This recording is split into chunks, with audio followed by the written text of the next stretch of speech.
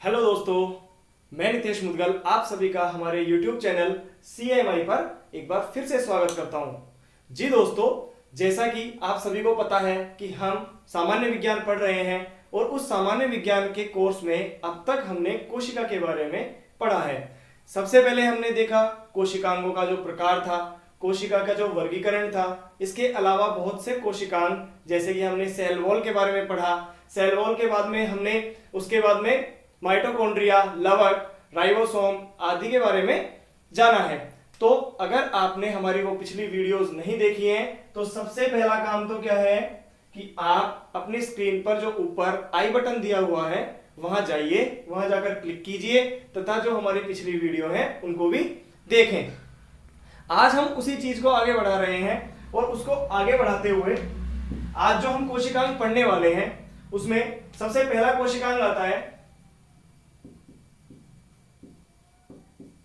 तारककाय या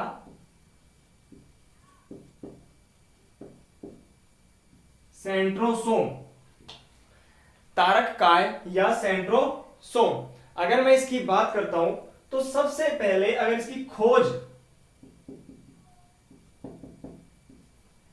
खोज की बात करते हैं तो एक वैज्ञानिक हुए टी बावेरी। इस टी बावेरी ने इसकी सबसे पहले खोज की थी तथा इसको नाम दिया, और नाम भी किसी ने दिया था? टी बावेरी ने दिया। यानी तारककाय की खोजकर्ता और उसके नामकरणकर्ता भी कौन है? टी बावेरी है। अब इस तारककाय की अगर मैं बात करता हूं तो इसकी स्थिति अगर देखें तो अगर मानते हैं ये एक कोशिका है, ठीक है, इस कोशिका में यहां पर एक केंद्रक है, तो इस केंद्रक के समीप, इस केंद्रक के पास में ही एक छोटे से बंडल के रूप में यह पाया जाता है। तो केंद्रक के समीप कोशिका द्रव्य में स्थित होता है। इसके अलावा इसकी बात करी जाए, ध्यान देना कि तारककाय केवल जंतु कोशिका में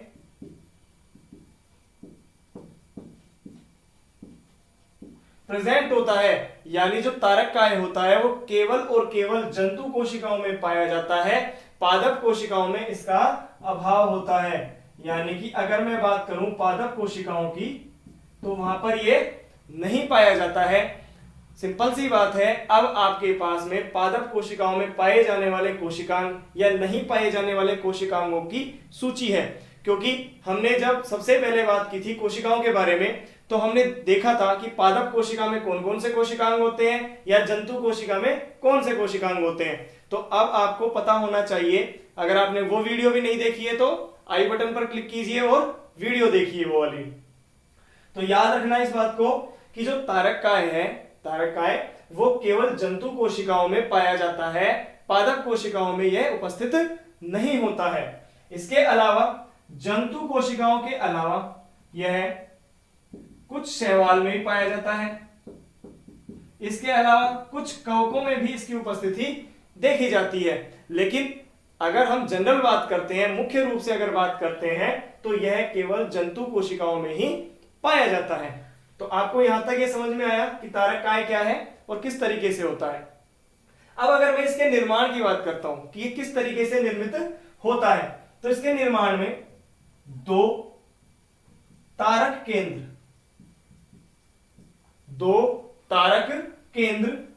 जिनको तारक केंद्र को हम क्या कहते हैं?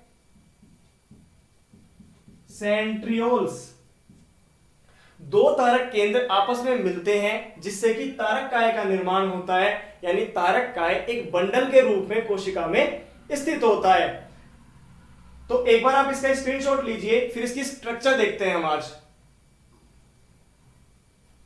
तो इसकी संरचना देखते हैं अगर हम इसकी, तो यह ध्यान देना, इधर दो तारक केंद्रों तथा 9 परिधीय तंतुओं के द्वारा निर्मित होता है। यानी इसके अंदर 9 परिधीय तंतु पाए जाते हैं और ये तंतु प्रत्येक जो भाग होता है उस पर 3 नलिकाएं पाई जाती हैं। यानी 3-3 नलिकाओं का जो बंडल होते हैं, जो समूह होते हैं, वो जुड़कर यानी 9 तो हो गए इसके तंतु, परिधीय तंतु, तथा 3 इसमें हो गई है नलिकाएं, ठीक है। और इस तरीके से 2 होते हैं इसमें तारक केंद्र। इस तरीके की संरचना बनती है और इस संरचना को देखकर ऐसा लगता है कि जैसे ये बैलगाड़ी के पहिए जैसा दिखता है। इसीलिए तारक केंद्र को, जो इसकी संरचना होती है, उसको बैलगाड़ी के पहिए जैसी संरचना कहते हैं। बैलगाड़ी के पहिए जैसी, कार्ट व्हील स्ट्रक्चर जिसको कहते हैं हम, कार्ट व्हील स्ट्रक्चर कहते हैं। बैलगाड़ी के पहिए जैसी संरचना इसकी होती है। तो अब तक हमने जो देखा है, एक बार फिर से रिपीट कर रहा हूं आपके सामने, कि जो तारक काय होता है, सेंट्रोसोम होता है, वह केवल जंतु कोशिका में पाया जाता है, पादप कोशिका में इसका अभाव होता है। इसके अलावा हम इसकी खोज की बात करते हैं तो तारक काय की जो खोज है वो टी बावेरी ने इसकी खोज की थी और इसका नामकरण भी उन्हीं ने दिया था। इसके बाद में अगर मैं इसकी स्थिति की बात करता हूं तो कोशिका में केंद्रक के समीप यह स्थित होता है। स्ट्रक्चर की बात करते हैं, इसकी संरचना की बात करते हैं तो इसी तरीके से 9 जो परिधीय तंतु हैं वो तथा 2 तारक केंद्रों से मिलकर बना होता है। प्रत्येक तंतु पर 3 नलिकाएं होती हैं, यानी 3 के समूह पर ये स्थित होता है। तो ऐसी संरचना बनती है जिसे हम बैलगाड़ी के पहिए जैसी संरचना कहते हैं। तो यहां तक आपको समझ में आया। अब अगर मैं इसके कार्यों की बात करता हूं, आप चाहें तो स्क्रीनशॉट ले सकते हैं इसका। अगर मैं इसके कार्यों की बात करता हूं तो तारक तारक काय क्या कार्य करता है, तो देखना इसके कार्य। सबसे पहला कार्य और बहुत इंपॉर्टेंट कार्य है कि जब भी कोशिका का विभाजन होता है, इसका सबसे मुख्य कार्य है कि जब कोशिका का विभाजन होता है तो उस विभाजन में सबसे ज्यादा भूमिका किसकी होती है, तारक काय की होती है। किस तरीके से कि कोशिका जो विभाजन होता है, कोशिका विभाजन में तरकु तंतुओं का निर्माण, कोशिका विभाजन जब होता है तो उनमें तरकु तंतुओं का निर्माण करने का कार्य करता है। अब ये तरकु तंतु क्या होते हैं, तो जब हम इन सभी कोशिकांगों को पढ़ने के बाद में कोशिका विभाजन पढ़ेंगे तब आपको अच्छे से समझ में आएगा कि तरकु तंतु क्या होते हैं और किस तरीके से इसकी भूमिका होती है। दूसरे कार्य की अगर मैं बात करता हूं तो यह है तारक काय पक्षमाभ तथा कशाभ के निर्माण में सहायक होता है।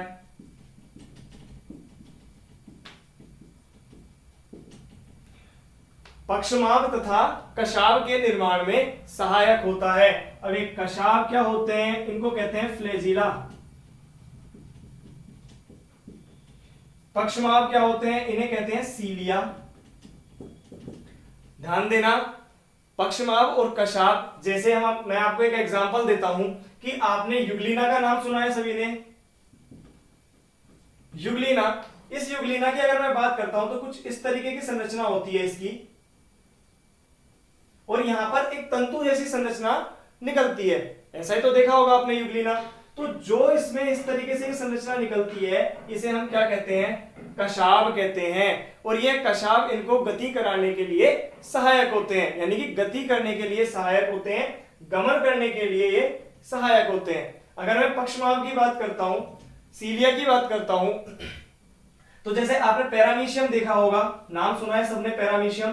पैरामीशियम कुछ इस तरीके से जंतु होता है, चप्पल जैसी संरचना होती है उसकी लगभग, ठीक है। और उसके चारों तरफ, उस जीव के चारों तरफ इस तरीके से छोटे छोटे तंतु जैसी संरचना पाई जाती है, रोम पाए जाते हैं, जिन्हें हम क्या कहते हैं, सीलिया कहते हैं। और ये सीलिया भी क्या कार्य करते हैं, गमन करने का कार्य करते हैं, ठीक है। इसके अलावा अगर मैं इसके तीसरे कार्य की बात करता हूं, इसका तीसरा जो कार्य है वो तीसरा कार्य क्या कहलाता है कि जब शुक्राणु का निर्माण होता है तो शुक्राणु की जो पूंछ बनती है, शुक्राणु की पूंछ का निर्माण तारक काय से होता है। देखो जब हम पढ़ेंगे इसके बारे में, जब हम जनन तंत्र पढ़ेंगे तो शुक्राणु की पूरी संरचना पढ़ेंगे तब आपको बताया जाएगा। तो शुक्राणु की जो पूंछ का निर्माण है उसमें भी इसका योगदान होता है। तो मुख्य रूप से 3 कार्य हो गए पहला, कोशिका विभाजन में तरकु तंतुओं का निर्माण करना, पक्षमाप तथा कशाव का निर्माण करना तथा शुक्राणु की पूंछ का निर्माण करना। तो इसी के साथ तारक काय यही समाप्त होता है। आप चाहें तो स्क्रीनशॉट ले सकते हैं इसका।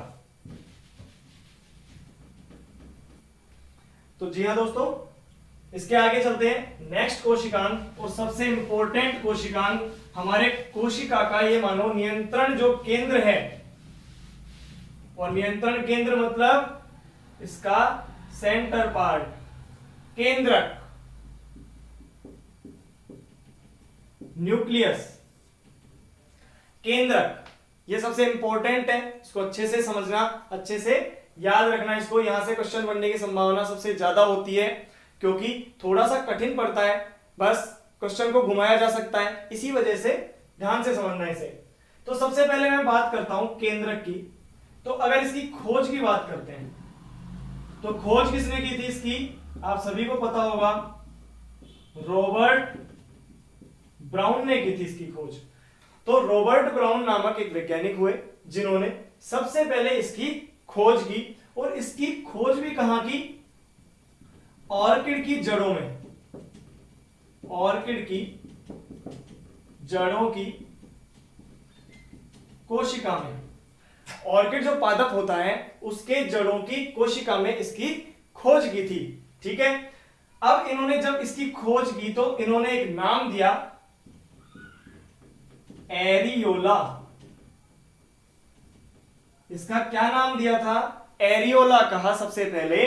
रॉबर्ट ब्राउन ने ऑर्किड की कोशिकाओं में इसकी खोज की।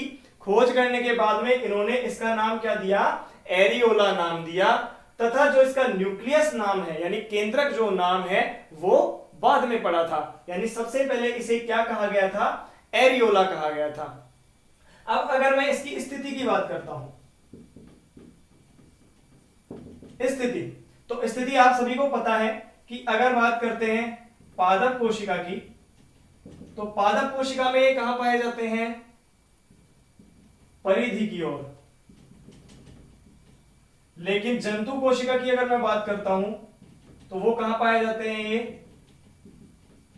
केंद्र में। और ये हम जब पादप और जंतु कोशिका पढ़ रहे थे तब हमने ये चीज देखी थी वहां पर भी, कि पादप कोशिका के अंदर ये परिधि की तरफ होता है थोड़ा सा, और जंतु कोशिका में एकदम सेंटर वाले पार्ट पर होता है। क्लियर रहेगा ये बात। अगर मैं इसके बाद में एक बार स्क्रीनशॉट लीजिए,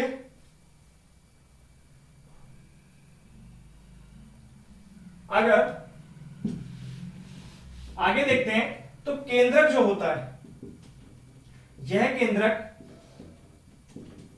कोशिका का नियंत्रण केंद्र होता है। समझना इस बात को कि कोशिका के अंदर होने वाली जितनी भी क्रियाएं होंगी, जितनी भी उपापचयी क्रियाएं होती हैं, उनका नियंत्रण कौन करता है, एक केंद्रक करता है, न्यूक्लियस करता है। ठीक है, तो कोशिका का नियंत्रण केंद्र क्या होगा, केंद्रक होगा। इसके अलावा जो कोशिका होती है उसके अंदर आनुवांशिक पदार्थ, आनुवांशिक पदार्थों का संग्रह कहां किया जाता है, केंद्रक में किया जाता है।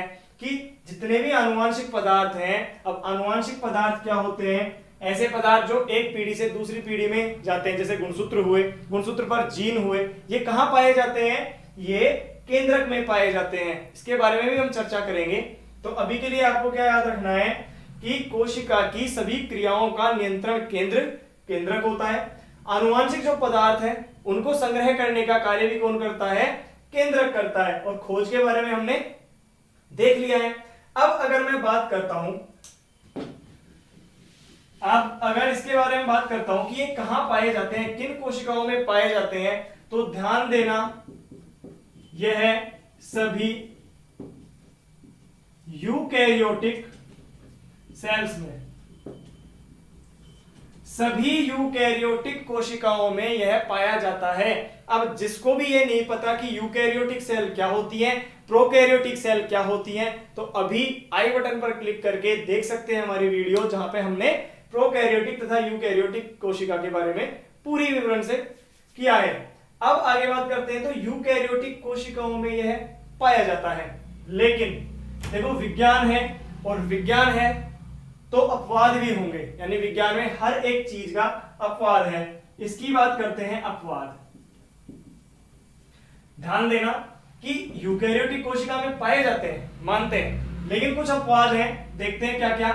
एक तो जो स्तनधारी जीव होते हैं, उन सभी स्तनधारी जीवों की परिपक्व आरबीसी में अनुपस्थित होते हैं, यानी जो केंद्रक है वो स्तनधारियों की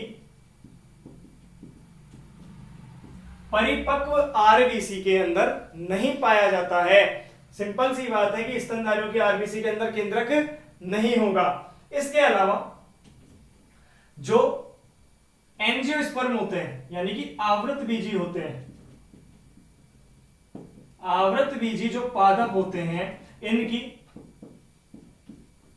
चालनी नलिकाओं की कोशिकाओं में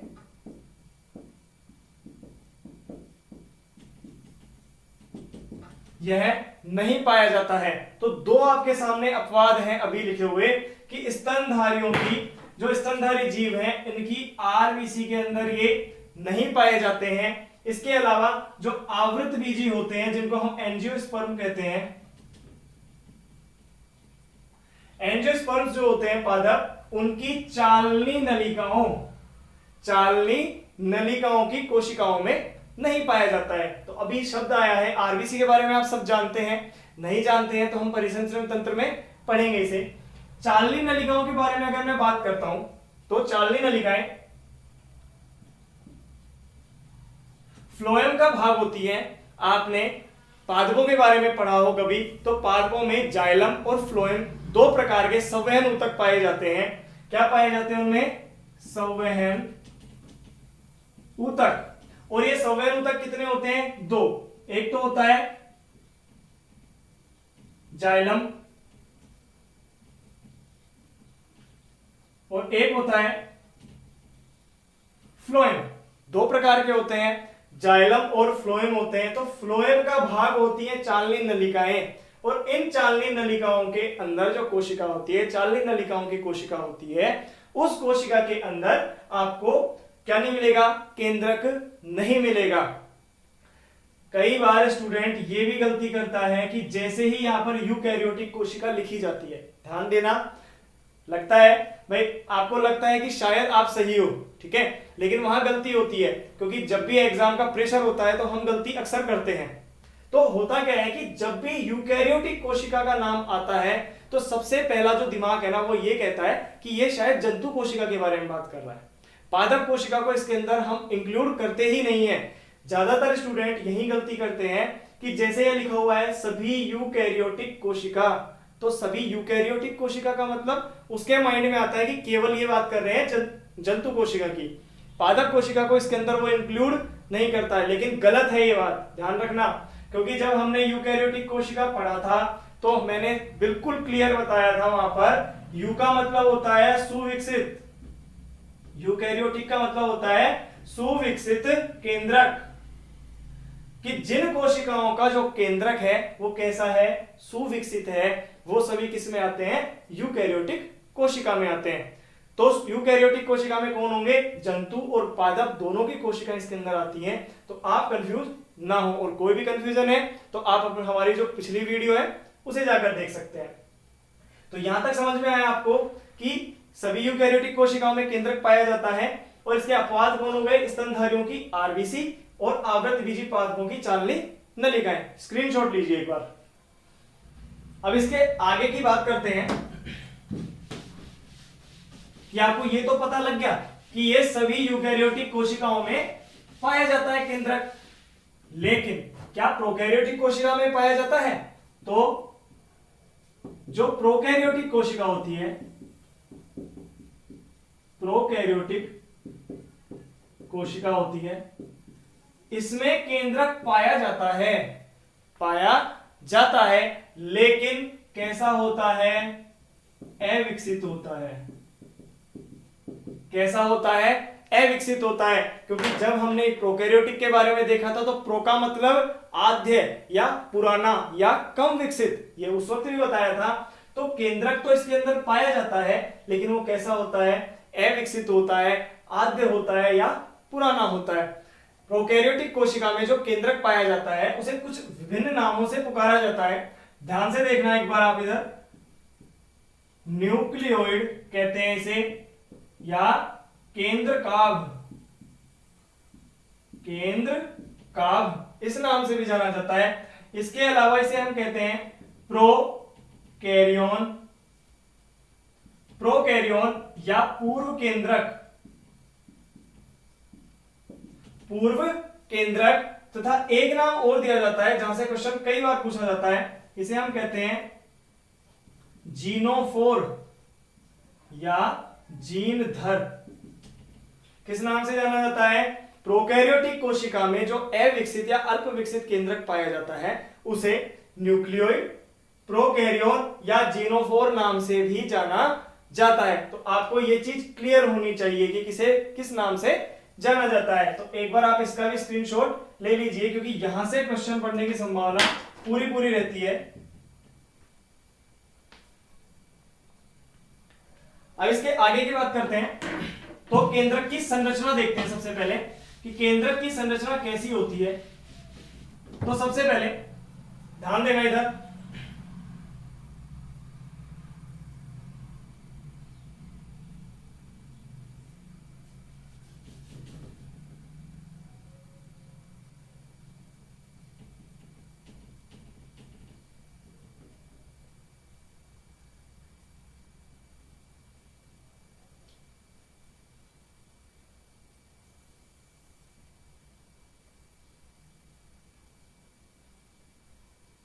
इधर ध्यान से देखना कि ये कैसा कोशिकांग है, दोहरी झिल्ली युक्त कोशिकांग है, क्योंकि ये तो हम पहले से जान चुके हैं।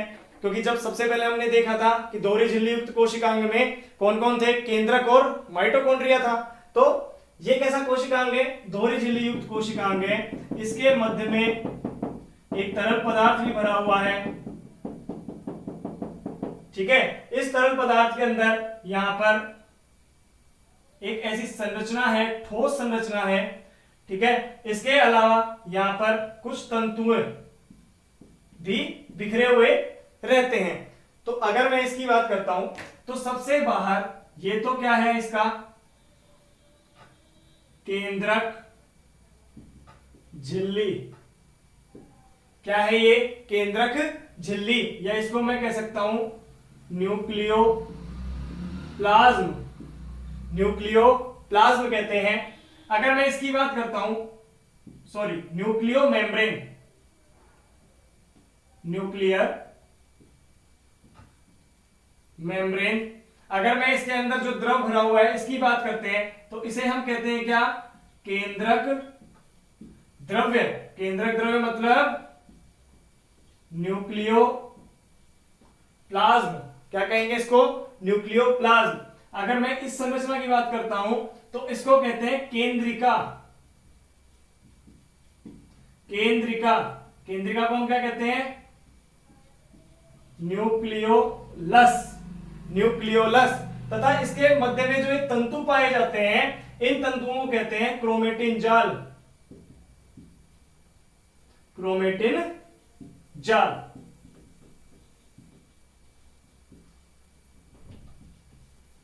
क्रोमेटिन फाइबर्स या क्रोमेटिन कह सकते हो, बात वही है।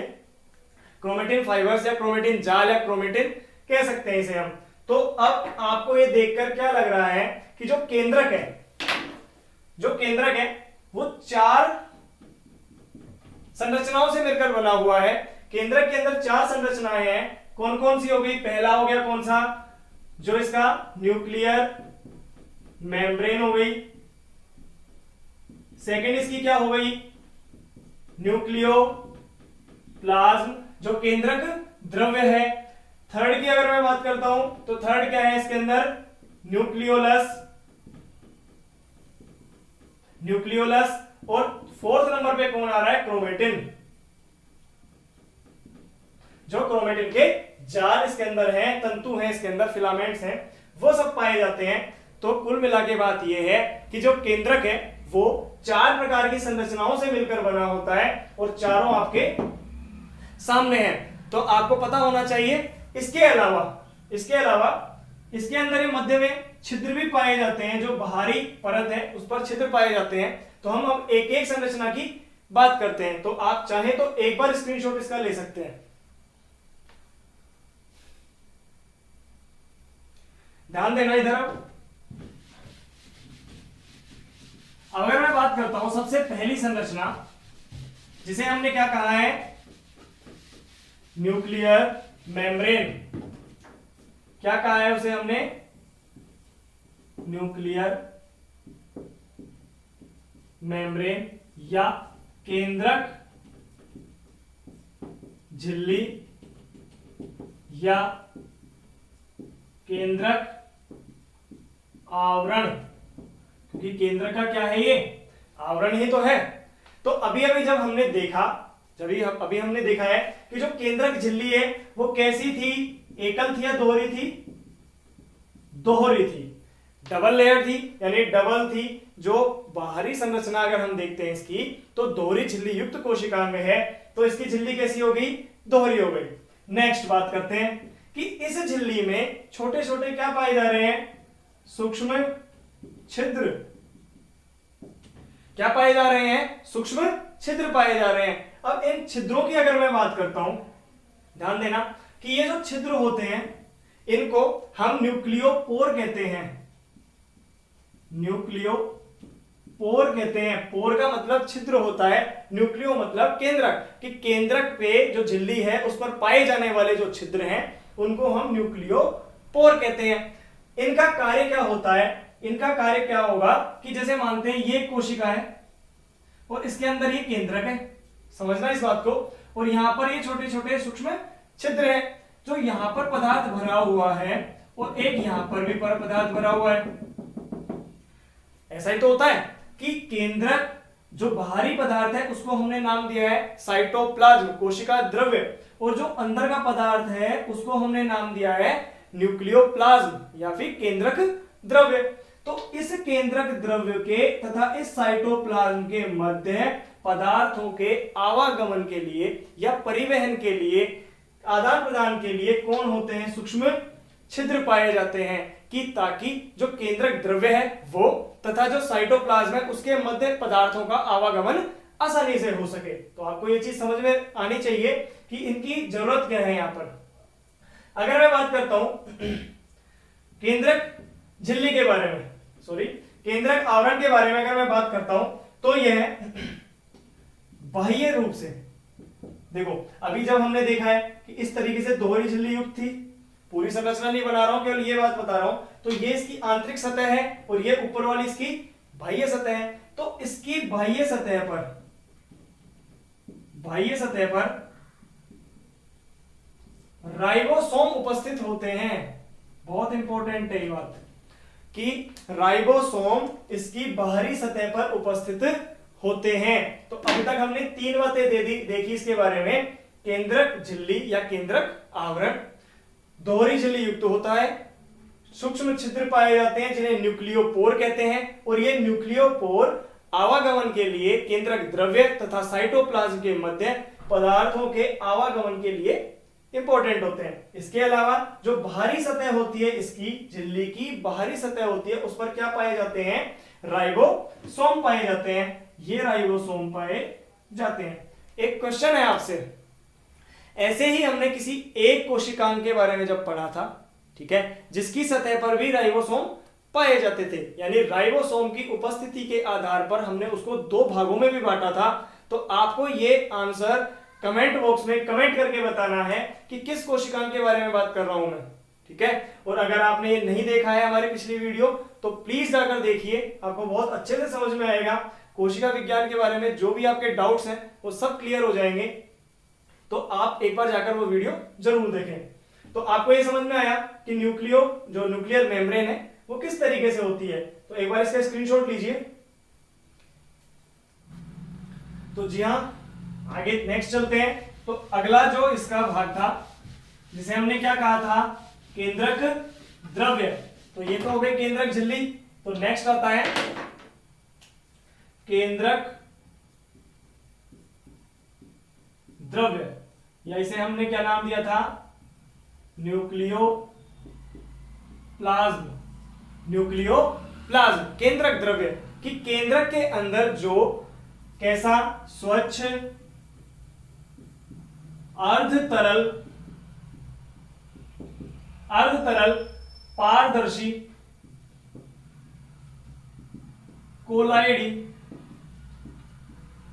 पदार्थ भरा हुआ है, वो क्या कहलाता है, न्यूक्लियोप्लाज्म कहलाता है। कि केंद्रक के अंदर जो भी कैसा पदार्थ है, स्वच्छ है, अर्ध तरल है, तरल नहीं है, अर्ध तरल है, और पारदर्शी है, यानी जिसके आर पार दिखता है, और कोलाइडी प्रकृति है। कोलाइडी का मतलब जिसके अंदर कुछ तरल में कुछ ठोस पदार्थ मिले हुए हैं, ऐसे को हमने क्या नाम दिया है, न्यूक्लियोप्लाज्म कहा है इसे। बात करते हैं अगर इसकी केंद्रक द्रव्य की, तो इस केंद्रक द्रव्य में डीएनए, आरएनए, प्रोटीन, इसके अलावा कुछ एंजाइम, और एंजाइम के साथ साथ कुछ खनिज लवण, यानी इस केंद्रक द्रव्य में डीएनए पाया जाता है, आरएनए होता है, प्रोटीन होता है, एंजाइम होते हैं, खनिज लवण भी इसके अंदर पाए जाते हैं। अगर मैं इसके आगे और बात करता हूं तो इस केंद्रक द्रव्य में जो क्रोमेटिन मटेरियल है, क्रोमेटिन मटेरियल यानी कि क्रोमेटिन जाल या क्रोमेटिन पदार्थ ये पाया जाता है, तथा इसके अलावा एक संरचना पाई जाती है जिसे हमने क्या नाम दिया है, केंद्रिका। केंद्रिका जिसके बारे में हमने अभी पहले बात की थी, क्या बोला था जिसे हमने, न्यूक्लियोलस, यही कहा था हमने। तो केंद्रक द्रव्य की अगर मैं बात करता हूं तो उसमें स्वच्छ होता है, अर्ध तरल होता है, पारदर्शी होता है, और कोलाइडी होता है। इसके अलावा में बात करें तो इसमें डीएनए, आरएनए, प्रोटीन, और इसके अलावा एंजाइम और खनिज लवण भी पाए जाते हैं। इसी केंद्रक द्रव्य में, न्यूक्लियोप्लाज्म में, क्रोमेटिन पदार्थ भी पाया जाता है, और इसके साथ साथ केंद्रिका भी पाई जाती है। तो इसका काम क्या हो गया कि ये जो केंद्रक है उसका तरल माध्यम प्रदान करता है और इन सभी को वहां पर इकट्ठा रखता है। तो ये तो समझ में आया, स्क्रीनशॉट लीजिए इसका। हाँ, तो अब चलते हैं नेक्स्ट जो कोशिकांग है उसकी तरफ। तो नेक्स्ट इसके बाद में कौन आता है, अभी हमने जैसे बात की है कि केंद्रक द्रव्य है, उस केंद्रक द्रव्य के अंदर भी क्रोमेटिन जाल और केंद्रिका। तो नेक्स्ट की बात करते हैं हम, कौन, केंद्रिका, या क्या कहेंगे इसको, न्यूक्लियोलस। केंद्रिका, यह जो केंद्रिका होती है यह केंद्रक के अंदर पाई जाती है। सबसे पहले तो अगर मैं बात करता हूं तो कहां पाई जाती है, स्थिति की बात करेंगे तो केंद्रक में परिधि की ओर, केंद्रक में भी कहां, परिधि की ओर पाई जाती है। अगर इसके खोजकर्ता की बात करते हैं तो इसकी खोज फोंटाना नामक वैज्ञानिक हुए जिन्होंने इसकी खोज की थी, तथा इसका जो नामकरण है केंद्रिका, वो एक दूसरे वैज्ञानिक थे जिन्हें कहते हैं बोमेन, जिसका नाम क्या था, बोमेन। नामकरण, अगर खोज की बात करते हैं तो खोज किसने की, फोंटाना ने की, तथा इसके नामकरण की बात करेंगे तो किसने की, बोमन ने इनका नामकरण किया। अब बात करते हैं इसकी जो केंद्रिका है, इस केंद्रिका में डीएनए, आरएनए तथा प्रोटीन उपस्थित होते हैं। यानी इस केंद्रिका में भी क्या क्या पाया जाता है, डीएनए पाया जाता है, आरएनए पाया जाता है, तथा प्रोटीन इसके अंदर पाया जाता है। अगर मैं बात करता हूं इसके कार्यों की, इसके कार्य, तो इस केंद्रिका का मुख्य कार्य क्या होता है कि जो राइबोसोम होते हैं, राइबोसोम की उप इकाइयां का निर्माण करना, उप इकाइयों का निर्माण करना। कि जो राइबोसोम होता है उसकी उप इकाइयों का निर्माण कौन करता है? केंद्रिका करती है। शब्द आया है उप इकाइयां। हमने पिछली वीडियो में जब हमने राइबोसोम के बारे में देखा था तो मैंने आपको बताया था कि राइबोसोम 70S और 80S, दो प्रकार के राइबोसोम पढ़े थे। ठीक है, तो जैसे 80S के बारे में बात की तो मैंने ये बताया था कि ये दो उप इकाई 60S और 40S से मिलकर बना हुआ है, तथा इसकी बात की थी तो ये 50S और 30S से मिलकर बना हुआ है, ये की थी। तो ये क्या है, 50 और 30 इसकी उप इकाइयां हैं। तो राइबोसोम की उप इकाइयां जो होती है उनका निर्माण किससे होता है? केंद्रिका से होता है। क्लियर रहेगा, ध्यान रहेगा। अब एक बात और इसके बारे में बता देता हूं कि जब कोशिका विभाजन होता है, सेल डिवीजन जब भी होता है, तो उस सेल डिवीजन की जो अवस्था होती है प्रोफेज,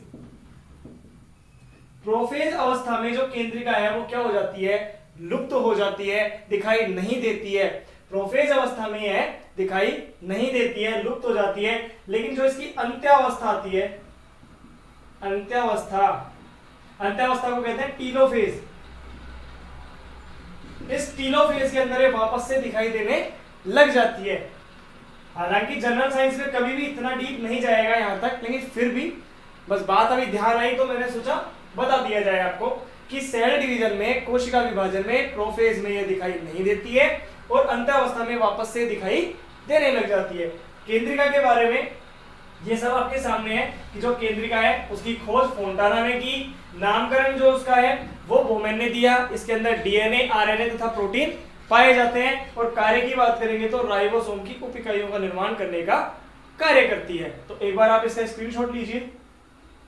अब देखते हैं इसका जो अंतिम भाग है, यानी जो केंद्रक है, उसकी जो चौथी संरचना है, जिसे हमने क्या नाम दिया था? ध्यान होगा आपको, जो हमने सबसे पहले 4 नाम पढ़े थे। ठीक है, तो लास्ट ऑफ इसके अंदर क्या अवस्था है? क्रोमेटिन पदार्थ।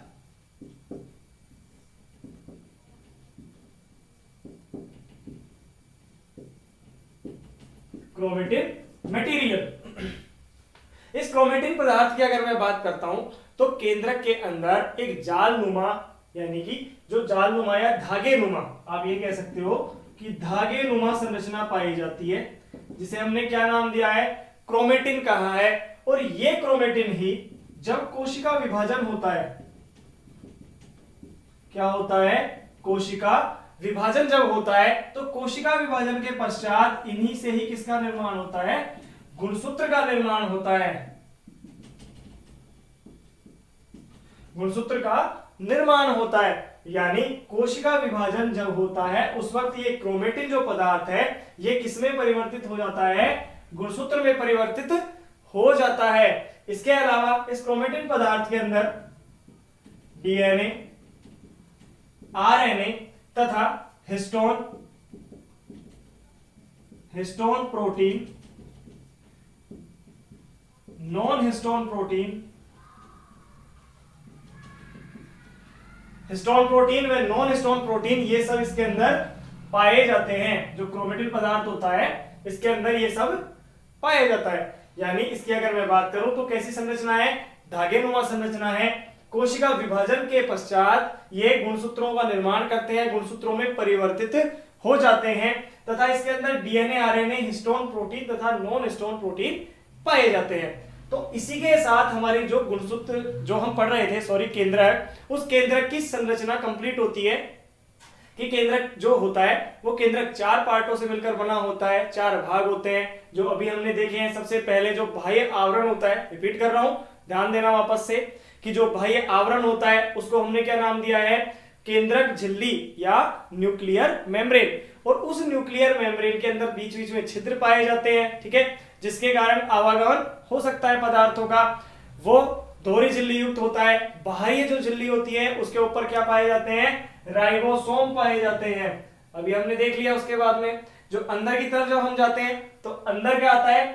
केंद्रक द्रव्य। उस केंद्रक द्रव्य के अंदर डीएनए, आरएनए, बाकी कोई भी लवण है, एंजाइम है, ये सब पाए जाते हैं। उस केंद्रक द्रव्य में ही एक संरचना जिसे केंद्रिका कहते हैं और क्रोमेटिन पदार्थ, ये सब उसी में पाया जाता है। बात करें केंद्रिका की, तो केंद्रक के अंदर एक परिधि की तरफ ठोस संरचना होती है जिसकी खोज किसने की थी? फोंटाना ने की थी। और फोंटाना के बाद में जो बोमेन आए, बोमेन ने उसका नामकरण किया था।